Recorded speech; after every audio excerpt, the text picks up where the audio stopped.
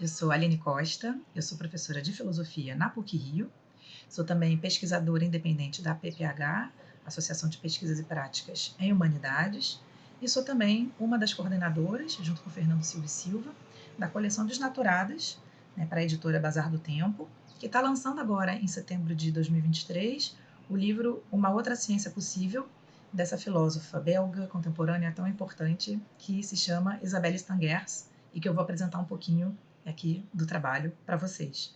Né? Então, a Stangers tem uma formação, um percurso intelectual interessante, né? Ela tem uma formação sólida em química, né? E ela mesma diz, né, que para além do fato dela não ter muita habilidade com as mãos para fazer os experimentos, ela sentia falta de espaço ali na sua formação de pesquisadora para colocar perguntas importantes sobre a própria prática científica, né, e sobre as consequências que essas práticas científicas, que as descobertas científicas, podiam ter no mundo, né, quando elas saem do laboratório. Então, a Stangers, por uma série de acasos também, ela acaba tendo contato com o pensamento de filósofos, como, sobretudo, o Alfred Whitehead, né, e o Gilles Deleuze, né, que são pensadores que influenciam muito a maneira como a Stangers coloca questões. Né. Também vale mencionar a importância do William Prigogine, que foi seu professor da química, né, e com quem a Stangers escreveu alguns livros. O Prigogine convidou a Stangers para frequentar o seu laboratório. Né. Então a Stangers fala, ela se torna uma filósofa, mas ela não deixa de se interessar por ciência. Né. Ela só apenas encontra na filosofia um espaço para fabricar suas próprias perguntas. E perguntas que pensem vínculos da prática científica com o mundo, né? maneiras como a própria ciência intervém no mundo, para além de um discurso de uma mera descoberta, né, de verdades que já estavam ali e que meramente foram desvendadas pela ciência, e sobretudo para além de uma narrativa que embala a ciência num discurso de progresso, de uma marcha linear da racionalidade. A Stangers é bastante desconfiada desse tipo de narrativa, né, e de questões imperativas que colocam alternativas, né, ou a ciência enquanto única prática de verdade do mundo, ou vamos resvalar no obscurantismo, né, teremos mais fundamento algum de buscar a verdade. Então, a Stangers tem bastante cuidado e tematiza muito na sua obra essas narrativas ligadas à ciência, essas questões imperativas que se colocam de forma consensual, como se a gente não pudesse hesitar diante desse modo como a ciência se apresenta no mundo.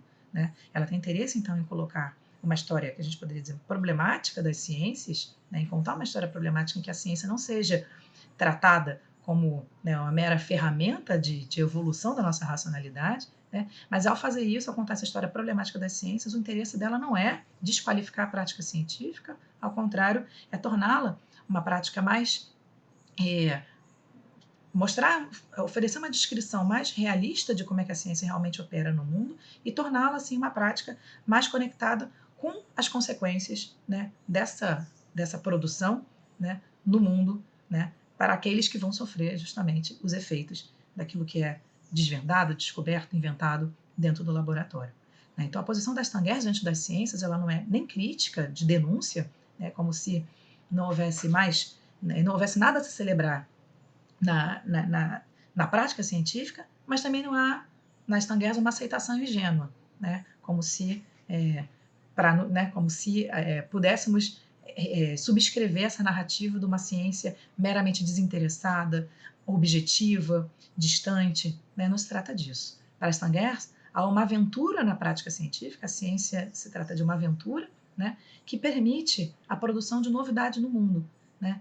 E essa novidade não é da ordem do estava lá e meramente foi descoberto. Né? Essa produção, a produção científica, a prática científica envolve exigências e obrigações muito rigorosas que, quando atendidas, permitem que a realidade mostre uma faceta que a gente ainda não conhecia.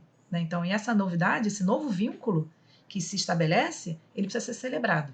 Né? Ele não é algo meramente esperado. Né? Ele precisa ser celebrado, cuidado. Né? Os fatos precisam, então, atender uma série de exigências para se sustentar. Eles não estavam lá pairando, esperando meramente o cientista desvendá-los. Né? Essa é a própria mágica que a Stangers diz. Isso não tem nada a ver. Essa produção de novidade do mundo não precisa lança a mão, né, daquelas oposições que desqualificam outros modos de produção de conhecimento e outros saberes. Né? Então, a Stangers, ela recusa veementemente, para celebrar a mágica da ciência, ela recusa veementemente aquela oposição fato versus crença, fato versus opinião. Há outros modos de investigar o valor de práticas outras que científicas que não passem meramente por essa referência, essa indexação a um único modo possível de produzir, de falar alguma coisa sobre o mundo. Né? Então, a Stangers vai dizer, beleza, é importante a gente lembrar que os fatos devem resistir a objeções para se sustentar. Né? Um fato confiável é aquele que resistiu a uma série de objeções que permitem dizer, bom, isso aqui é um fato que não depende da subjetividade do cientista. Né? Essa digamos, a característica de sucesso de um objeto científico. Né? Mas, para além disso, os fatos precisam ser capazes de resistir a objeções fora do laboratório, fora do meio onde eles são, né, cultivados. Né? Será que as ciências podem aceitar as objeções?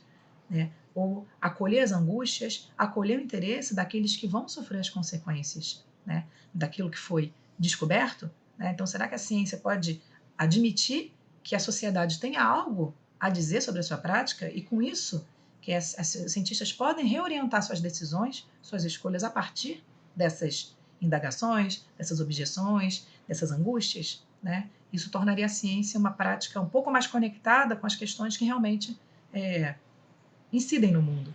Né?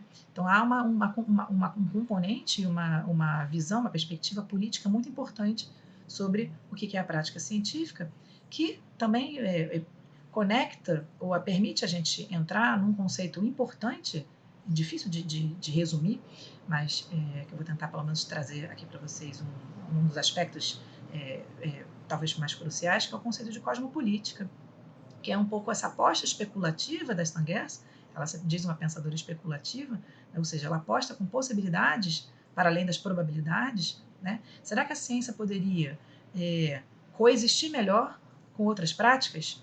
Será que, em vez dessa oposição fato versus opinião, fato versus crença, da qual a ciência se valeu por tanto tempo para se impor sua autoridade, será que, em vez dessas oposições, a gente pode pensar a relação das ciências com outras práticas por meio de contrastes entre divergências legítimas, contrastes e não necessariamente oposições?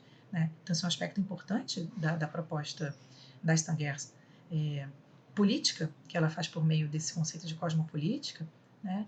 E traz em si também essa proposta, essa aposta de que a ciência e de que a política, a ciência enquanto prática política, possa se manter aberta a outras exigências e outras obrigações que não as do consenso da deliberação.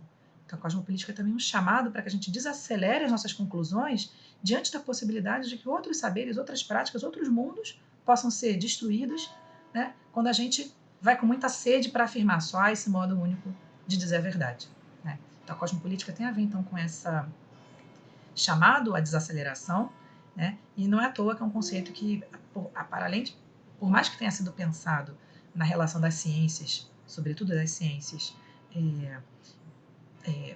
uma certa guerra das ciências, né, em que uma certa imaginação sobre o que é a prática científica acabava desqualificando outros modos de fazer ciência, mas também a Stangers se preocupa, e não é à toa que esse conceito de cosmopolítica tenha sido mobilizado em outras áreas do saber, também, sobretudo na antropologia, cosmopolítica como esse espaço possível, especulativo, de coexistência entre modos distintos de dizer a verdade sobre o mundo.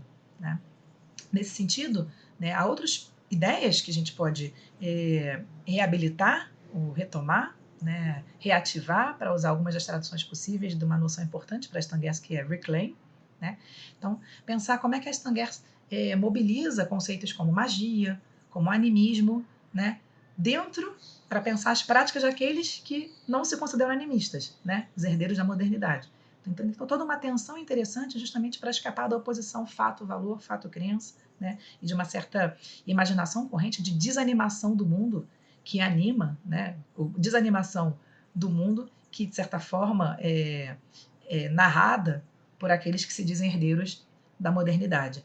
Né? Então, nesse sentido, também é importante mencionar que, ainda mais recentemente, a Stangers tem sido muito mobilizada, muito trabalhada por autores que estão pensando, né, a questão ecológica, o antropoceno, né, porque a Stan Getz também tem uma maneira muito bonita de interpretar o conceito científico de Gaia, né, elaborado por James Lovelock e por Lynn Margulis, né, esse conceito de Gaia é tão importante para o desenvolvimento das ciências do sistema Terra, que permitem hoje a gente entender justamente a entrada do planeta no antropoceno, pensar o planeta não como uma mera fisicalidade, mas como sendo produto de relações históricas entre mundo orgânico e inorgânico, relações que de longa data que foram constituindo essa estabilidade que a gente experimenta hoje, né? Então Gaia tem um papel importante no desenvolvimento dessa nova imaginação científica sobre o modo como a Terra se comporta.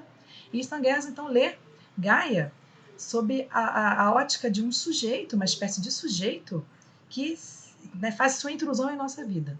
Achávamos que éramos apenas humanos, habitando a natureza, fazendo da natureza de recursos, e Gaia nos convoca a repensar essa relação entre mundo, né, humano e mundo natural, entre mundo orgânico e inorgânico. Né? Gaia, então, faz sua intrusão como um agente político em nossa história. É uma espécie de sujeito que nos convoca, mas a gente não sabe muito bem o que ele nos exige. Né? Então, Gaia é um nome para uma convocação a uma investigação coletiva sobre novos modos de habitar essa terra hoje em vias de transformação.